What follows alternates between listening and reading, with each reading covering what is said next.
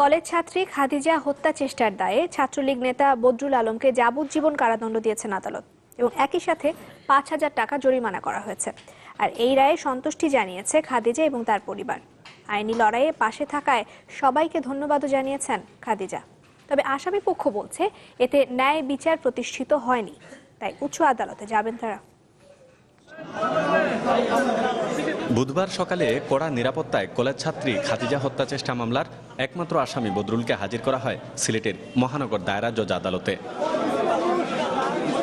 এজলাস শুরু হলে ৩০ পৃষ্ঠার রায় পড়া শুরু করেন বিচারক। আধা ঘন্টা পর ঘোষণা করা হয় বদরুলের যাবজ্জীবন কারাদণ্ডের রায়, পাশাপাশি জরিমানা করা হয় ৫,০০০ টাকা।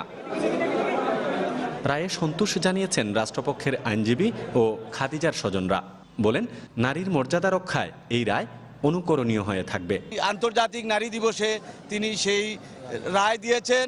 সেই রায়ে বদরুল আলমকে ৩২৬ ধারায় যাবজ্জীবন কারাদণ্ড এবং ৫,০০০ টাকা জরিমানা, অনাদায়ে আরও ২ মাসের বিনাশ্রম কারাদণ্ড দিয়েছেন। এই রায়টা আরও দ্রুতভাবে কার্যকর করে যাতে কার্যকর হয় এই আবেদন আমি রাখছি মাননীয় প্রশাসনের প্রতি। এ রায়ে খুশি খাদিজা নিজেও। আইনি লড়াইয়ে পাশে থাকায় ধন্যবাদ জানান সবাইকে। আমি মাননীয় প্রধানমন্ত্রীর কাছে এবং আদালতের কাছে এবং মিডিয়া ভাইদের কাছে আমি সন্তুষ্ট আছি এবং শুকরিয়া জানাই তাদেরকে। যে নারীদের উদ্দেশ্যে আমি বলছি যে আমার যে পরিস্থিতি হয়েছে আমি চাই না সেই পরিস্থিতি অন্য কোনো নারীদের উপর হোক, অন্য কোনো মেয়েদের উপর হোক।